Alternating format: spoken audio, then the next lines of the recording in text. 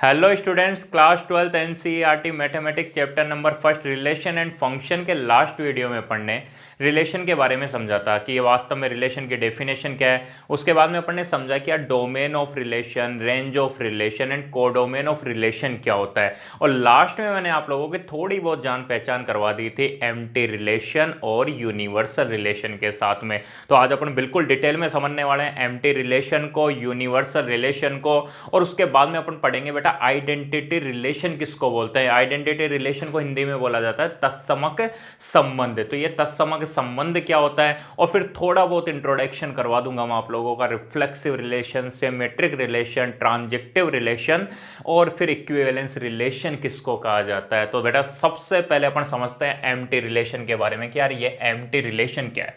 देखो टॉपिक डाल देता हूं, एम्प्टी रिलेशन। ठीक है, एम्प्टी रिलेशन को हिंदी में बोलते हैं बेटा रिक्त संबंध। रिक्त संबंध। देखो एम्प्टी रिलेशन के और भी नाम है, एम्प्टी रिलेशन बोल दो, चाहे इसी को वॉइड रिलेशन, वॉइड रिलेशन भी बोला जाता है, नल रिलेशन भी बोला जाता है बेटा, NULLRELATION, नल रिलेशन भी बोला जाता है। मैंने पहले भी बताया था जो इंग्लिश मीडियम के स्टूडेंट है वो केवल इंग्लिश वाली लाइन जो होगी वो लिखेंगे, हिंदी मीडियम के जो स्टूडेंट होंगे वो जो टॉपिक अपन डालते हैं, बाकी तो तुम इंग्लिश में लिखना चाहो इंग्लिश में लिख देना, हिंदी में लिखना चाहो हिंदी में लिख देना, लेकिन ये जो टॉपिक अपन डालते हैं उसके अंदर रिक्त संबंध लिखने के बाद में उसको इंग्लिश में क्या बोलते हैं ये भी अपने को लिखना है। ठीक है, तो देखो रिक्त संबंध क्या होता है, मैंने आप लोगों को बताया था कि कोई भी एक रिलेशन आ रहा है, कोई भी एक रिलेशन आ रहा है और उसमें सेट ए का कोई भी एलिमेंट सेट बी के किसी भी एलिमेंट के साथ जुड़ा हुआ नहीं हो तो उसी को रिक्त संबंध बोलते हैं या फिर एम्प्टी रिलेशन बोलते हैं। क्या बोला मैंने, सेट ए के किसी भी एलिमेंट का रिलेशन अगर सेट बी के किसी भी एलिमेंट के साथ में नहीं हो तो उसी को क्या बोला जाता है, रिक्त संबंध या फिर एम्प्टी रिलेशन बोला जाता है। देखो एक एग्जांपल से समझते हैं अपन, ध्यान देना इधर, एक एग्जांपल लिख देता हूं। जैसे मान लो एक सेट है, एक सेट है और सेट ए में अपने पास में एलिमेंट है 1 2 एंड 3। ठीक है, और एक सेट बी है, सेट बी में अपने पास में एलिमेंट है बेटा 4 एंड 5। सेट ए में एक एलिमेंट है, कौन कौन से, 1 2 3, और सेट बी में एलिमेंट है 4 एंड 5।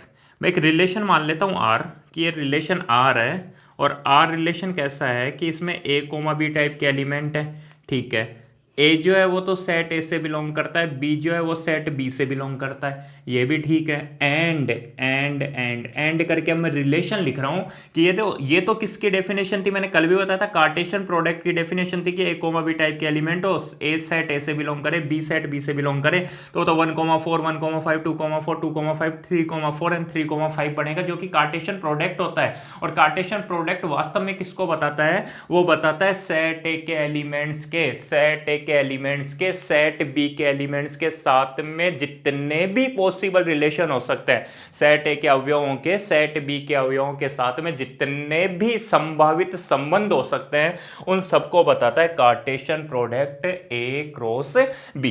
तो अब मैं रिलेशन लिख रहा हूं एंड करके, बोले रिलेशन ये है कि ए के जो एलिमेंट, वो जो ए जो है वो बी से ज्यादा है, ए की वैल्यू बी से ज्यादा है। मैंने क्या बताया, ए कोमा बी टाइप के एलिमेंट है, ठीक है, ए तो सेट ए से बिलोंग करेगा, बी सेट बी से बिलोंग करेगा, और ए की वैल्यू बी से ज्यादा होगी। इसको अपन एरो डायग्राम से समझते हैं, एरो डायग्राम से ज्यादा बेटर रहेगा। ये अपना सेट ए है, ये अपना सेट बी है। ठीक है, अब सेट ए में तो एलिमेंट्स कौन कौन से हैं, 1 2 एंड 3। सेट बी में एलिमेंट है 4 एंड 5। ये एम्प्टी रिलेशन से अपने वो टॉपिक स्टार्ट हो जाता है जो तुम लोगों ने क्लास 11th में नहीं पढ़ा है। ठीक है, इससे पहले जो भी तुम्हारे को बताया था सब कुछ अपन ने क्लास 11th का ही रिवाइज किया था। तो मैंने क्या बोला, बोले सेट ए है, सेट ए में 1 2 एंड 3 एलिमेंट है, सेट बी में है 4 एंड 5। अभी क्या बोल रहा है, बोले ए तो यहां से आएगा, बोल रहा है ना, ए कहां से बिलोंग करता है, सेट ए से, और बी कहां से आएगा, बोले यहां से आएगा। चलो बढ़िया है। अभी क्या बोला, बोले ए की वैल्यू बी से ज्यादा है, वो एलिमेंट लो यहां पे, इससे आर रिलेशन में वो एलिमेंट लो जहां पर ए की वैल्यू बी से ज्यादा हो। तो एक बताओ बेटा, ए का मतलब 1 2 एंड 3, बी का मतलब 4 एंड 5। अब ये बताओ 1 की वैल्यू किससे ज्यादा है, इसमें 4 से या 5 से, तो ना तो 1 की वैल्यू 4 से ज्यादा है ना ही 5 से ज्यादा है। अरे 1 का रिलेशन 4 के साथ हो सकता है क्या? 1 का रिलेशन 4 के साथ कब होता? तब होता जब एक की वैल्यू b से ज्यादा होती, मतलब 1 की वैल्यू 4 से ज्यादा होती। लेकिन ऐसा पॉसिबल है क्या? पॉसिबल नहीं है। तो 1 का रिलेशन 4 के साथ भी नहीं होगा, 1 का रिलेशन 5 के साथ भी नहीं होगा, 2 का रिलेशन 4 के साथ भी नहीं होगा, 2 का रिलेशन 5 के साथ भी नहीं होगा। क्यों? क्योंकि 2 की वैल्यू तो 5 से कम होती है, ना कि ज्यादा। 3 का रिलेशन 4 के साथ भी नहीं होगा और 3 का रिलेशन 5 के साथ भी नहीं होगा। इसका मतलब सेट ए के किसी भी एलिमेंट का रिलेशन सेट बी के किसी भी एलिमेंट के साथ नहीं होगा। तो यही क्या है? एम्प्टी रिलेशन है। मतलब यहाँ पे आर में कोई भी एलिमेंट नहीं आएंगे और इसी को अपन किससे डिनोट कर सकते हैं? 5 से डिनोट कर सकते हैं। कहने का मतलब मैं दूसरी डेफिनेशन ये बोल सकता हूं कि कोई भी एक रिलेशन जिसमें number of element zero, number of element अवयवों की संख्या जीरो हो, उसी को क्या बोला जाता है? एम्प्टी रिलेशन बोला जाता है, या फिर हिंदी में बोलूं तो रिक्त संबंध बोला जाता है। आगे मेरी बात समझ में? सेट ए के किसी भी एलिमेंट का रिलेशन सेट बी के किसी भी एलिमेंट के साथ में नहीं होगा, तो उसी को बोला जाता है एम्प्टी रिलेशन। ठीक है, तो एक डेफिनेशन लिख देता हूं। Relation R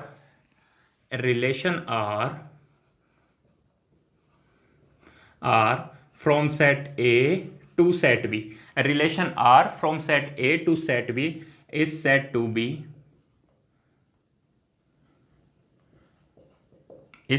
B empty relation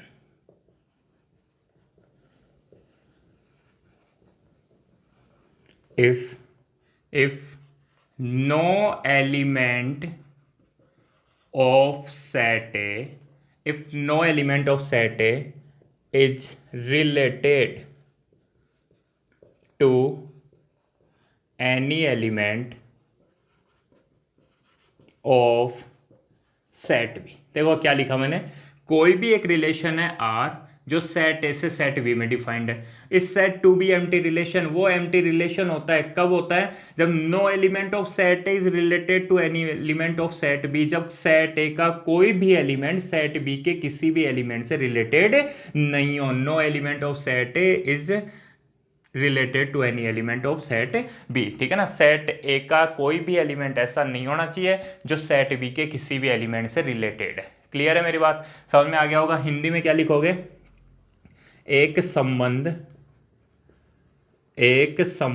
are समुच्चय ए से समुच्चय बी में।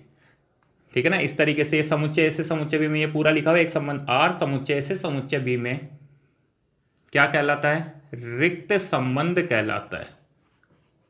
रिक्त संबंध कहलाता है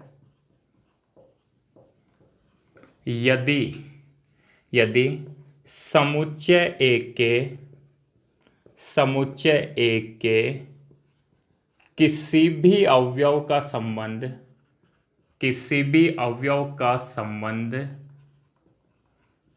समुच्चय बी के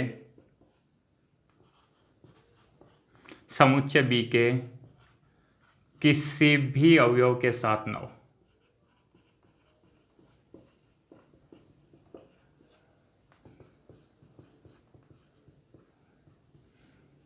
ठीक है, समुच्चय ए के किसी भी अवयव का संबंध समुच्चय बी के किसी भी अवयव के साथ में नहीं है या नहीं हो, तभी क्या बोलेंगे? उसको एम्प्टी रिलेशन बोलेंगे। सीधा सिंपल सा था यार, समझ में आ गया होगा। सेट ए के किसी भी एलिमेंट का रिलेशन सेट बी के किसी भी एलिमेंट के साथ में नहीं होगा, तो उसी को क्या बोला जाता है? एम्प्टी रिलेशन बोला जाता है। ठीक है, उसके बाद में अपने पास में बेटा आता है यूनिवर्सल रिलेशन। ठीक है ना, नेक्स्ट टॉपिक जो अपना आ रहा है वो कौन सा आ रहा है? Universal relation.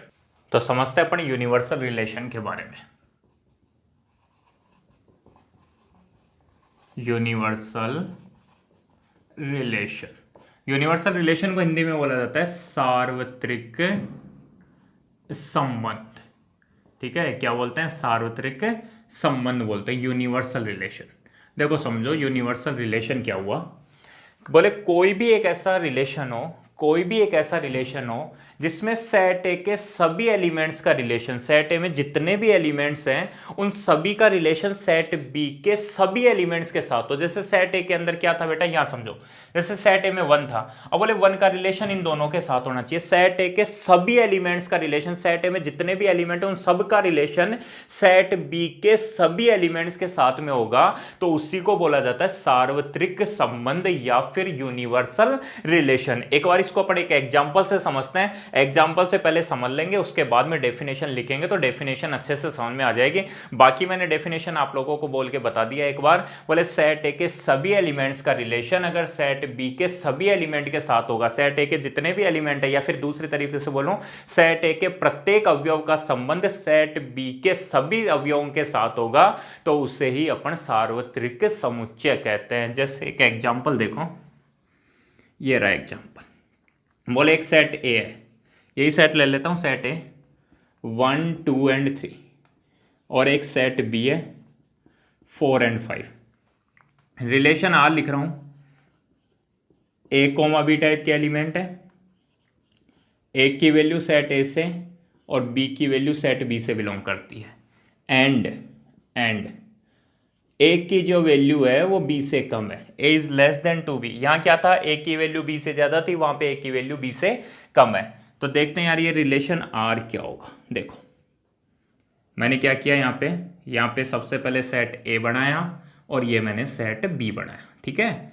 ये लिखा 1 2 3, यहाँ लिखा 4 एंड 5। क्यों? क्योंकि 4 5 किससे बिलोंग करता है, सेट बी से। अब बोले ए कोमा बी टाइप के एलिमेंट है, ठीक है, ये तो कोई दिक्कत नहीं है। अब ए किससे बिलोंग करेगा, सेट ए से बिलोंग करेगा, मतलब ए तो यहां से आएगा और बी यहां से आएगा। अब ए और बी के बीच में रिलेशन क्या है, बोले ए की वैल्यू जो है वो बी से कम है, ए की जो वैल्यू है वो बी से कम है। तो चेक करते हैं यहाँ पे सेट ए का ऐसा कौन सा एलिमेंट है जो सेट बी के एलिमेंट से कम है, ठीक है। तो देखो 1, सबसे पहले 1 को पकड़ा।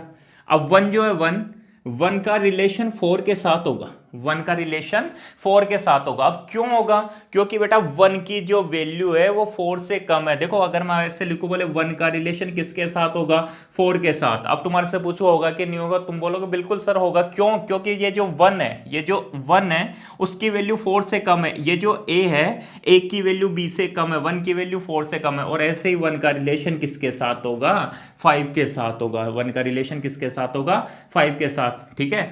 ऐसे देखो आगे 2 का रिलेशन 4 के साथ भी होगा और 2 का रिलेशन 5 के साथ भी होगा। क्यों? क्योंकि 2 की वैल्यू 4 से भी कम है और 2 की वैल्यू 5 से भी कम है। ऐसे 3 की वैल्यू 4 से भी कम है और 3 की वैल्यू 5 से भी कम है। तो 3 का रिलेशन 4 के साथ भी होगा और 3 का रिलेशन 5 के साथ भी होगा। तो ये अपने पास में रिलेशन आर आ गया। और ऐसा जो रिलेशन होता है उसी को क्या बोला जाता है, यूनिवर्सल रिलेशन बोला जाता है, सार्वत्रिक संबंध बोला जाता है, ठीक है। यहां पे क्या हुआ, यहां पे सेट ए के सभी एलिमेंट्स का रिलेशन, सेट ए के सभी एलिमेंट्स का रिलेशन सेट बी के सभी एलिमेंट्स के साथ था। जैसे सेट ए का एलिमेंट कौन, 1। अब 1 का रिलेशन सेट बी के सभी एलिमेंट्स के साथ है, 4 के साथ भी और 5 के साथ भी है। 2 का रिलेशन 4 के साथ भी और 5 के साथ भी है। 3 का रिलेशन 4 के साथ भी और 5 के साथ भी। इसका मतलब सेट ए के सभी एलिमेंट्स का रिलेशन सेट बी के सभी एलिमेंट्स के साथ में है। तो ऐसा जो रिलेशन होता है इसको सार्वत्रिक समुच्चय बोलते हैं, ठीक है। तो बोले सर एक बात बताओ, ये जो 1,4 है, 1,5 है, 2,4 है, 2,5 है, 3,4 है, 3,5 है, ये तो जब अपन ए क्रॉस बी निकालेंगे तब भी आ जाएगा। अरे बिल्कुल सही बात है। अगर मैं तुम्हारे से ऐसे पूछता कि बताओ बेटा ए क्रॉस बी क्या होगा, ए क्रॉस बी कौन सा, जो अपन ने पढ़ा था Cartesian product of A and B. तो कार्टेशियन प्रोडक्ट निकालते तो 1,4 1,5, 2,4 2,5, 3,4 3,5 यही आता। तो क्या इसका मतलब यही हुआ कि ये जो रिलेशन आर है, ये जो रिलेशन आर है, अगर ये यूनिवर्सल रिलेशन है तो ये किसके इक्वल आएगा, ए क्रॉस ए या फिर ए क्रॉस बी के ही इक्वल आएगा। किसके इक्वल आएगा, ए क्रॉस बी के। ए क्रॉस बी का मतलब Cartesian product of A and B.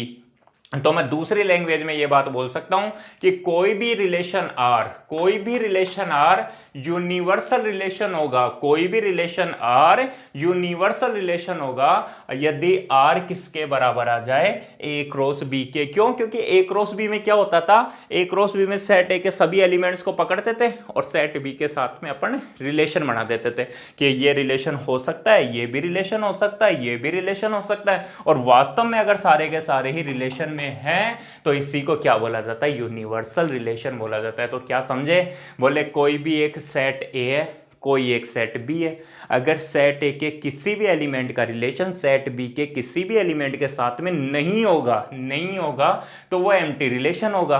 और दूसरी लैंग्वेज में बात करूं तो बोले जो रिलेशन आर है उसमें कोई भी एलिमेंट नहीं आएगा, और कोई भी एलिमेंट नहीं आएगा मतलब वो फाई के बराबर होगा, तो उसे फाई रिलेशन या एम्प्टी रिलेशन, वॉइड रिलेशन या फिर नल रिलेशन बोलते हैं, और हिंदी में बोलूं तो रिक्त संबंध बोलते हैं। और वहीं अगर सेट ए के सभी एलिमेंट्स का रिलेशन सेट बी के सभी एलिमेंट्स के साथ होगा, या दूसरी लैंग्वेज में बात करूं बोले रिलेशन आर जो आएगा वो ए क्रॉस बी के ही बराबर आ जाएगा, तो उसको यूनिवर्सल रिलेशन बोला जाता है। ठीक है ना, यूनिवर्सल रिलेशन हिंदी में क्या बोलेंगे, इसको सार्वत्रिक संबंध बोलेंगे। तो एक बार डेफिनेशन लिख देता हूं, देखो, a relation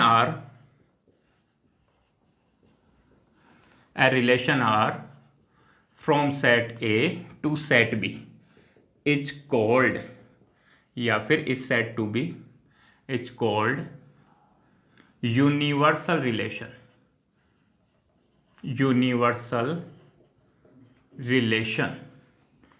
if a relation R from set A to set B is called universal relation if each element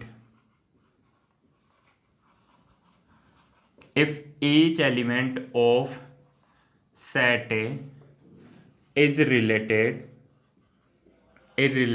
to every element of set B।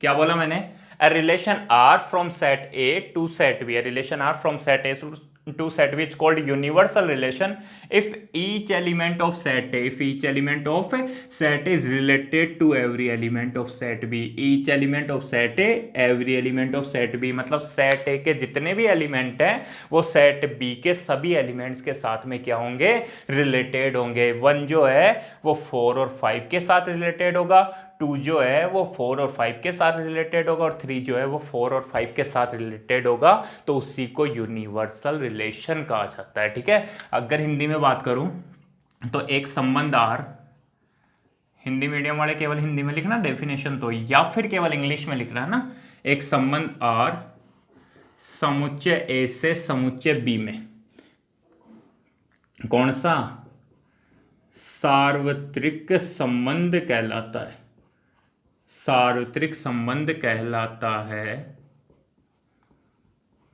यदि समुच्चय ए के प्रत्येक अवयव का संबंध समुच्चय बी के सभी अवयवों के साथ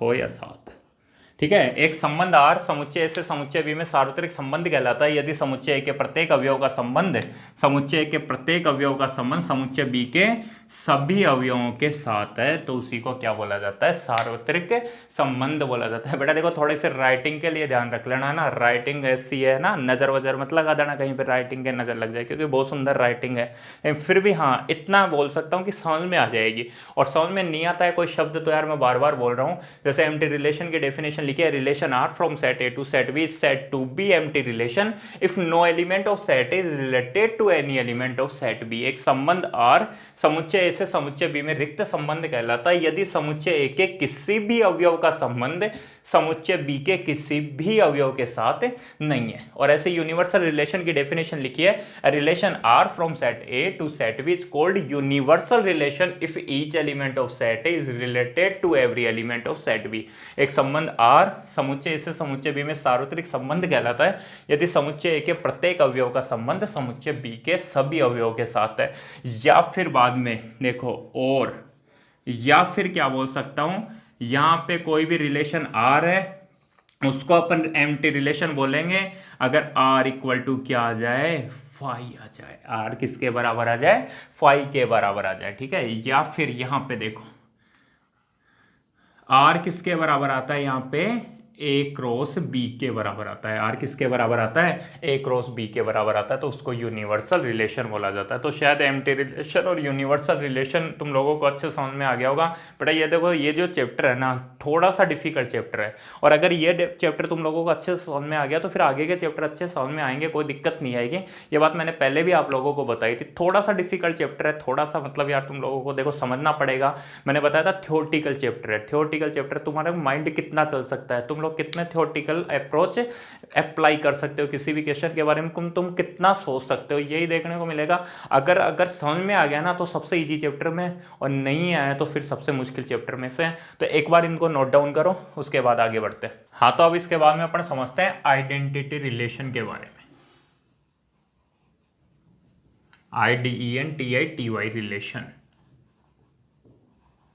हिंदी में बोला जाता है इसको तत्समक संबंध। देखो बेटा, आइडेंटिटी रिलेशन का मतलब क्या होता है, आइडेंटिटी रिलेशन का मतलब होता है खुद का रिलेशन खुद के साथ, खुद का रिलेशन खुद के साथ और केवल खुद के साथ। क्या बोल रहा हूं मैं, कोई भी सेट ए है, ठीक है ना, कोई एक सेट है। सबसे पहले तो ये बता दूं कि ये जो रिलेशन है वो सेट ए से सेट ए में ही होगा, और इसके बाद में अपन जो भी रिलेशंस की बात करेंगे अभी वो सेट ए से सेट ए में ही बात करेंगे। अब कभी भी तुम्हारे को ऐसा लिखा हुआ मिल जाए, बोले कोई एक रिलेशन आर है जो किसके ऊपर है, ऑन सेट ए, ऐसे लिखा हुआ मिल गया ऑन सेट ए। हिंदी में क्या लिखा हुआ है कि समुच्चय ए पर, समुच्चय ए पर कोई संबंध आर है। तो जब भी ऐसा लिखा हुआ है ना ऑन सेट ए या इन सेट ए, तो इसका मतलब होता है कोई रिलेशन आर है जो सेट ए से सेट ए में डिफाइंड है। ये बात हमेशा ध्यान रखना, 11th क्लास में पढ़ ली होगी तुम लोगों ने।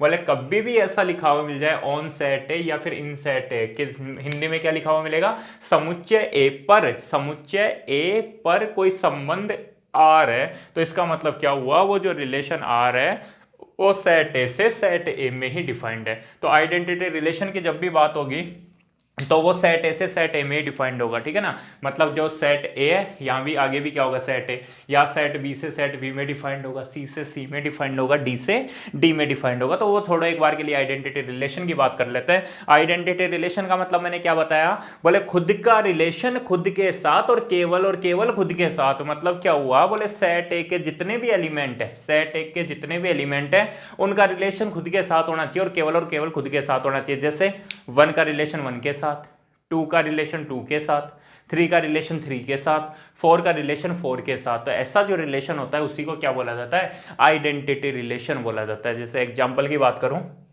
एग्जांपल देखो बेटा, एग्जांपल है, बोले एक सेट ए है, 1 2 3 और 4 उसके एलिमेंट है। क्या लिख दिया मैंने, 1 2 3 4 उसके एलिमेंट है। अब मैं एक रिलेशन आर लिख देता हूं, एक रिलेशन आर है, उसमें ए कोमा बी टाइप के एलिमेंट है। अभी के लिए तो ए कोमा बी टाइप के एलिमेंट लिख रहा हूं। वहां पे क्या है, बोले ए तो सेट ए से, ए और बी दोनों के दोनों सेट ए से डिनोट करते, वो सॉरी बिलोंग करते हैं। क्यों, क्योंकि एक रिलेशन जो आर है वो सेट ए से सेट ए में डिफाइंड है। क्या बताया मैंने कि आइडेंटिटी रिलेशन या फिर इसके बाद में जितने भी रिलेशन होंगे उसके बारे में अपन कब पढ़ेंगे, जब वो सेट ए से सेट ए में डिफाइंड है। तो ए कोमा बी टाइप के एलिमेंट है और ए और बी दोनों किससे बिलोंग करते हैं, सेट ए से ही बिलोंग करते हैं। और एक सीधा सिंपल सा एग्जाम्पल लिख देता हूं, बोले ए इज इक्वल टू बी है, ए किसके बराबर है, बी के बराबर है। तो देखते हैं यार ये आर क्या होगा, देखो समझो। यहाँ क्या लिखा 1 2 3 4, यहाँ भी 1 2 3 and 4।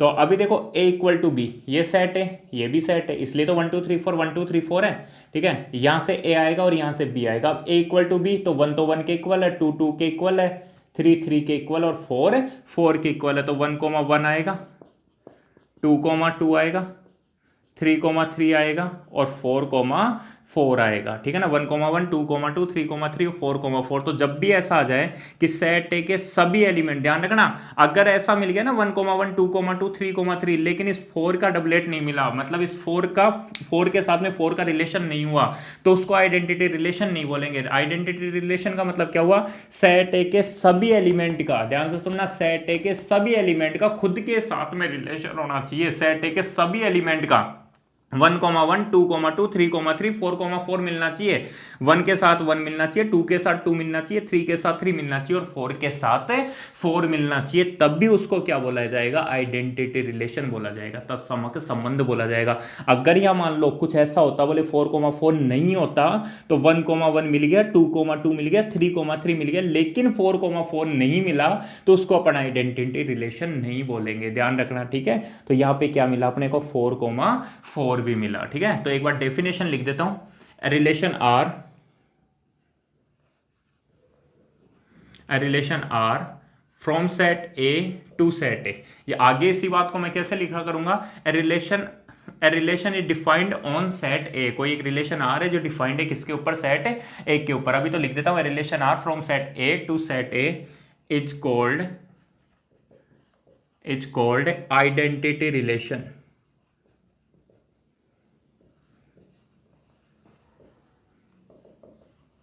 If each element of set A is related to itself only।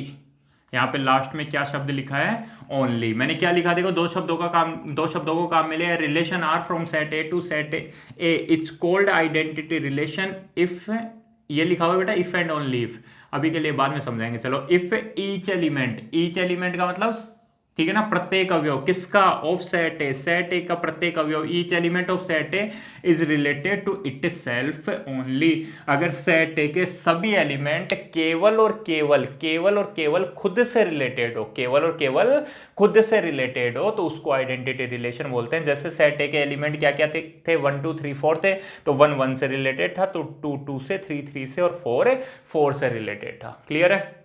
इसी बात को दूसरे शब्दों में ऐसे लिख सकता हूं, only a comma a belongs to R, केवल ए कोमा ए आर में आने चाहिए। जैसे 1,1 2,2 3,3 4,4 फॉर एवरी, ठीक है ना, for every a belongs to set A, ठीक है ना, for every a belongs to set A, मतलब जितने भी ए जो सेट ए से बिलोंग करते हैं उन सब के लिए ए कोमा ए मिलना चाहिए अपने को, ठीक है ना। जैसे 1 है, 1 सेट ए से बिलोंग करता है, तो 1,1 मिलना चाहिए।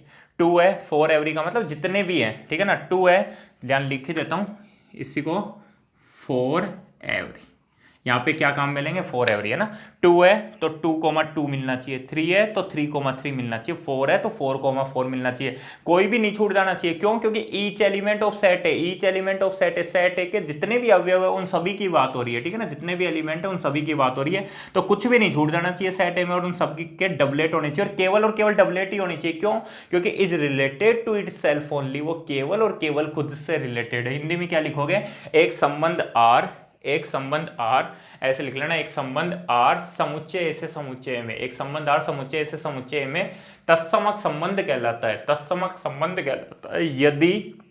यदि समुच्चय एक का प्रत्येक अवयव केवल और केवल स्वयं से संबंधित हो, ठीक है ना, या फिर केवल और केवल स्वयं से संबंध रखता हो। केवल और केवल खुद से मतलब है भाई, दूसरे से कोई मतलब नहीं है। घर के जितने भी लोग हैं, ठीक है ना, पापा मम्मी बेटा चाचा चाची जो भी है, ठीक है ना, वो केवल और केवल खुद से मतलब रखते हैं, किसी दूसरे से मतलब ही नहीं रखते। तो उसी को एक ही घर की बात होगी, और उस घर में जितने भी लोग हैं एक ही घर की बात होगी, एक ही सेट एक की बात होगी, और उसमें जितने भी लोग हैं ना उनको केवल खुद से मतलब है। पापा को खुद से मतलब है, ठीक है ना, किसी दूसरे से मतलब ही नहीं है, बेटा क्या कर रहा है, बेटी क्या कर रही है, ठीक है ना, कोई मतलब नहीं है, केवल खुद से मतलब है, ठीक है। ऐसे चाचा है, चाचा को केवल चाचा से मतलब है, चाची क्या कर रही है कि मामी क्या कर रही है, कोई मतलब नहीं है, ठीक है। तो सेट ए के अगर सभी एलिमेंट केवल और केवल खुद से रिलेटेड हो, केवल और केवल खुद से मतलब रखते हो, ठीक है ना, प्योर मतलबी टाइप में, तो उसी को क्या बोला जाता है, उसी को बोला जाता है आइडेंटिटी रिलेशन, तत्समक संबंध, ठीक है। समझ में आ गया होगा, बहुत इजी था। तो सबसे पहले अपन ने एम्प्टी रिलेशन पढ़ा। एम्प्टी रिलेशन क्या बताया तुम्हारे को, बोले सेट ए का कोई भी एलिमेंट सेट बी के किसी भी एलिमेंट से रिलेटेड नहीं हो, ठीक है ना, सेट ए का कोई भी एलिमेंट सेट बी के किसी भी एलिमेंट से रिलेटेड नहीं हो तो उसे एम्प्टी रिलेशन बोला जाता है। सेकंड बताया यूनिवर्सल रिलेशन, बोले सेट ए के सभी एलिमेंट सेट बी के सभी एलिमेंट्स के साथ रिलेटेड हो तो उसे यूनिवर्सल रिलेशन बोला जाता है। उधर की तरफ जब एम्प्टी रिलेशन पढ़ा था तो आर इक्वल टू फाई आता था, इधर की तरफ जब यूनिवर्सल रिलेशन पढ़ा था तो R equal to A cross B आता था। उसके बाद में आइडेंटिटी रिलेशन बोला, आइडेंटिटी रिलेशन सेट ए पे डिफाइंड होगा, सेट ए पर डिफाइंड होने का मतलब A R relation A cross वो सॉरी ए से ए में डिफाइंड होगा, ठीक है। उसके बाद में बोले डेफिनेशन क्या बताई, डेफिनेशन ये बताई, बोले सेट ए के सभी एलिमेंट का रिलेशन सेट ए के मतलब सेट ए के सभी एलिमेंट्स का रिलेशन खुद से होगा और केवल खुद से होगा, मतलब सेट ए के जितने भी एलिमेंट है उन सबका रिलेशन केवल और केवल खुद से होगा, ठीक है ना। Each element of set A is related to itself only, सभी का संबंध होना चाहिए और केवल खुद से होना चाहिए, सभी का रिलेशन होना चाहिए और केवल खुद से होना चाहिए, तो उसी को क्या बोला जाता है आइडेंटिटी रिलेशन, ठीक है। अब देखो बेटा नेक्स्ट क्लास जो अपनी आएगी, नेक्स्ट क्लास उसमें अपन तीन बातें पढ़ेंगे, तीन बातें। एक होता है रिफ्लेक्सिव रिलेशन, दूसरा सिमेट्रिक रिलेशन और तीसरा ट्रांजेक्टिव रिलेशन। अभी इसलिए बता रहा हूं क्योंकि अभी थोड़ा बहुत अपने को आइडिया रहेगा तो नेक्स्ट क्लास में अच्छे से समझ में आ जाएगा, ठीक है। देखो रिफ्लेक्सिव रिलेशन, सिमेट्रिक रिलेशन और ट्रांजेक्टिव रिलेशन। रिफ्लेक्सिव को हिंदी में बोलते हैं स्वतुल्य संबंध, ठीक है ना, रिफ्लेक्सिव को हिंदी में क्या बोलते हैं, स्वतुल्य संबंध बोलते हैं, ठीक है ना। सिमेट्रिक को हिंदी में बोलते हैं सम्मित संबंध और ट्रांजेक्टिव को बोलते हैं संक्रामक संबंध। कोई बात नहीं यार, हिंदी तो फिर अगली वीडियो में सीख लेंगे। अब देखो रिफ्लेक्सिव होता क्या है, रिफ्लेक्सिव रिलेशन होता है बेटा, बोले सेट ए के सभी एलिमेंट्स का रिलेशन सेट ए के सभी एलिमेंट्स के साथ, तो मतलब खुद के साथ होना चाहिए, सेट ए के सभी एलिमेंट्स का रिलेशन खुद के साथ होना चाहिए, जितने भी एलिमेंट है उनका रिलेशन खुद के साथ होगा तो उसे रिफ्लेक्सिव रिलेशन बोलते हैं। बोले ये तो गड़बड़ हो गई, अभी थोड़ी देर पहले भी यही डेफिनेशन बता रहे थे, यहाँ भी वही डेफिनेशन बता रहे हो, तो ऐसा नहीं है बेटा, सेम डेफिनेशन नहीं है, देखो दोनों में अंतर है। यहाँ क्या था, यहाँ सेट ए के सभी एलिमेंट का रिलेशन केवल और केवल खुद के साथ था, यहाँ सेट ए के सभी एलिमेंट्स का रिलेशन केवल और केवल खुद के साथ था, लेकिन वहां पे सेट ए के एलिमेंट्स का रिलेशन खुद के साथ होगा, इसका मतलब ये नहीं है कि किसी दूसरे एलिमेंट के साथ में भी नहीं हो, इसका मतलब ये नहीं है कि किसी दूसरे एलिमेंट के साथ नहीं हो। जैसे 1 का रिलेशन 1 के साथ तो होगा ही होगा, 2 का 2 के साथ तो होगा ही होगा, 3 का 3 के साथ होगा ही होगा, 4 का 4 के साथ होगा ही होगा, लेकिन इसके अलावा भी रिलेशन हो सकते हैं। बोले 1 का 1 के साथ तो था ही, 1 का 2 के साथ भी है, 2 का 1 के साथ है, 3 का 4 के साथ है, 4 का 1 के साथ है, एक्स्ट्रा रिलेशन और मिल जाए उससे कोई मतलब नहीं है, ठीक है ना। यहां पे क्या था, यहां पे तो ऐसा था कि एक्स्ट्रा रिलेशन नहीं मिलना चाहिए, सेट ए के सभी एलिमेंट का रिलेशन मिलना चाहिए और केवल खुद से मिलना चाहिए। जबकि जब अपन रिफ्लेक्सिव रिलेशन पढ़ेंगे या फिर रिफ्लेक्सिव रिलेशन को बोलो स्वतुल्य संबंध, हिंदी में क्या बोलते हैं, स्वतुल्य संबंध, जब अपन पढ़ेंगे तो अपन पढ़ेंगे यहाँ पे कि यहाँ पे क्या होगा, रिलेशन खुद का रिलेशन खुद के साथ होगा, उसके अलावा और एक्स्ट्रा रिलेशन भी हो उससे अपने को मतलब नहीं है। जैसे मान लो बेटा, देखो डायरेक्टली ऐसे क्वेश्चन तो आएंगे नहीं, 1,1, 2,2, 3,3, 4,4। एक एग्जांपल समझो, सिंपल सा एग्जांपल है, बोले कोई दो लाइन है, ठीक है ना, रिलेशन ऐसा है, दो लाइनों के बीच में कुछ रिलेशन ऐसा है, बोले पहली दूसरी के पैरेलल है, पहली लाइन दूसरी के पैरेलल है। अब एक बात तो पक्की, अगर पहली दूसरी के पैरेलल है तो पहली लाइन पहली के तो पैरेलल होगी और दूसरी लाइन दूसरी के तो पैरेलल होगी ही होगी। चलो इसको अच्छे से समझेंगे अपन दूसरे जब अपन नेक्स्ट वीडियो में आएंगे, लेकिन फिर भी एक बार थोड़ा सा समझ लो। बोले कोई दो लोग हैं, समझो दो लोग हैं, कौन कौन, एक्स और वाई, बोले एक ही जगह पढ़ते हैं, एक ही स्कूल में पढ़ते हैं, तो एक्स का रिलेशन वाई के साथ है, क्यों, क्योंकि दोनों एक ही स्कूल में पढ़ते हैं, तो क्या एक्स का रिलेशन एक्स के साथ नहीं होगा क्या, एक्स का रिलेशन एक्स के साथ होने का मतलब क्या हुआ, इसका रिलेशन खुद का रिलेशन खुद के साथ भी होगा। क्यों? क्योंकि ये एक ही स्कूल में पढ़ता है। तो एक बात बताओ भाई, ये राम है तो राम का रिलेशन राम के साथ, क्योंकि राम इधर वाले सेट में भी होगा, राम इधर भी होगा और राम इधर भी होगा। अब राम का रिलेशन राम के साथ, मान लो राम के स्कूल में श्याम भी पढ़ता है तो श्याम इधर भी होगा, श्याम इधर भी होगा। तो राम राम एक इस क्लास में पढ़ते हैं और राम और श्याम भी पढ़ते हैं, तो क्या हुआ, राम का रिलेशन राम के साथ तो होगा ही होगा। चलो कोई नहीं, अभी जितना समझ में आ रहा है उतना समझ लो, नेक्स्ट वीडियो में बहुत अच्छे से समझने वाले हैं इस रिफ्लेक्सिव को। अभी के लिए केवल इतना सा याद रख लो, बोले ए का रिलेशन बी के साथ था तो ए का ए के साथ तो होना ही चाहिए। मतलब क्या हुआ, बोले यहाँ पे खुद का रिलेशन खुद के साथ होना चाहिए, वहां पे केवल और केवल खुद का रिलेशन खुद के साथ होता था, यहाँ पे खुद का रिलेशन खुद के साथ होना चाहिए, उसके अलावा और भी रिलेशन हो कोई फर्क नहीं पड़ता। सिमेट्रिक रिलेशन बेटा, सिमेट्रिक रिलेशन, सिमेट्रिक समझना, बोले अगर ए का रिलेशन बी के साथ है, सुनो ध्यान से, ए का रिलेशन अगर बी के साथ है तो बी का रिलेशन भी ए के साथ होना चाहिए, उसी को क्या बोला जाता है, सिमेट्रिक रिलेशन। जैसे एक सिंपल सी लैंग्वेज में समझो, एक्स और वाई दो लोग हैं, या फिर बोलूं तो कोई भी दो लोग है, कोई भी दो लोग, तो ए और बी है। अब ए बी का दोस्त है, ए बी का दोस्त है, तो क्या बी ए का दोस्त नहीं होगा क्या? ए बी का दोस्त है तो बी भी तो ए का दोस्त होगा। आ रही बात समझ में? तो ऐसा जो रिलेशन होता है उसको सिमेट्रिक रिलेशन बोलते हैं। लेकिन मान लो ए जो है वो बी की बहन है, ए जो है वो बी की बहन है। कहने का मतलब जैसे मान लो क्या हुआ कि कोई लड़की है जैसे रीना, ठीक है, और रीना क्या है, रीना मोहन की बहन है, रीना मोहन की बहन है, तो क्या मोहन रीना की बहन होगा क्या? मतलब रीना का रिलेशन मोहन के साथ है कि रीना मोहन की बहन है, तो क्या मोहन रीना की बहन होगा क्या? मोहन रीना की बहन नहीं, मोहन रीना का भाई होगा। देखो रिलेशन बदला ना, मोहन रीना मोहन की बहन है, यहाँ पे रिलेशन बहन वाला आया, तो फिर मोहन क्या होगा, फिर ये क्या होगा, मोहन क्या होगा, रीना का भाई होगा, मोहन रीना का भाई होगा। तो रिलेशन बदल रहा है, अगर रिलेशन बदल रहा है तो उसको अपन सिमेट्रिक रिलेशन नहीं बोलेंगे। जैसे नहीं तो मान लो रीना और सीमा दोनों दोस्त हैं, रीना और सीमा दोनों दोस्त हैं, तो सीमा और रीना भी तो दोस्त होंगी, ठीक है ना। रीना और सीमा दोस्त बोल दो, चाहे सीमा और रीना को दोस्त बोल दो, एक ही बात है।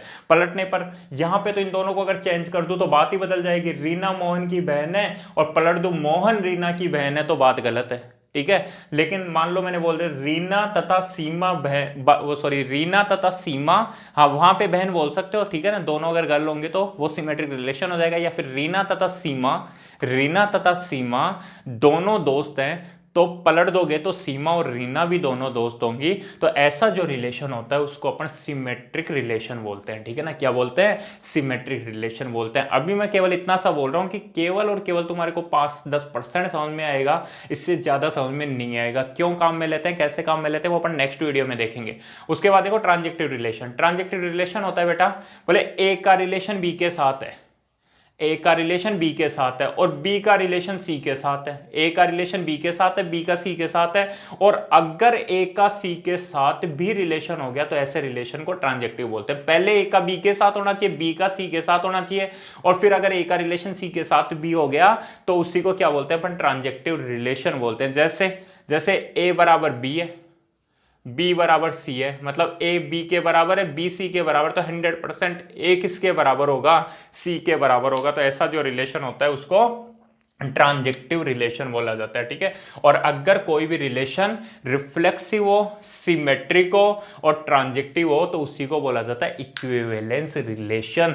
तो नेक्स्ट वीडियो में अपन समझेंगे बेटा इक्विवेलेंस रिलेशन क्या होता है, और इक्विवेलेंस रिलेशन समझने से पहले अपने को रिफ्लेक्सिव रिलेशन, सिमेट्रिक रिलेशन और ट्रांजेक्टिव रिलेशन के बारे में समझना पड़ेगा। अभी के लिए एक बात क्लियर कर लो, रिफ्लेक्सिव रिलेशन में सेट ए के एलिमेंट का रिलेशन, सेट ए के जितने भी एलिमेंट हैं उनका रिलेशन खुद के साथ होगा। लेकिन यहां पे क्या था, यहां पे केवल और केवल खुद के साथ था, वहां खुद के अलावा एक्स्ट्रा भी हो सकता है। 1 का 1, 2 का 2, 3 के 3, 4 का 4 के साथ रिलेशन तो मिलेगा ही मिलेगा, लेकिन 1 का 2 के साथ भी मिल गया, 1 का 4 के साथ भी मिल गया, ऐसे एक्स्ट्रा रिलेशन और भी मिल सकते हैं। तो ऐसे रिलेशन को अपन रिफ्लेक्सिव रिलेशन बोलते हैं, ठीक है। तो मिलते हैं नेक्स्ट वीडियो में। जय हिंद, जय भारत।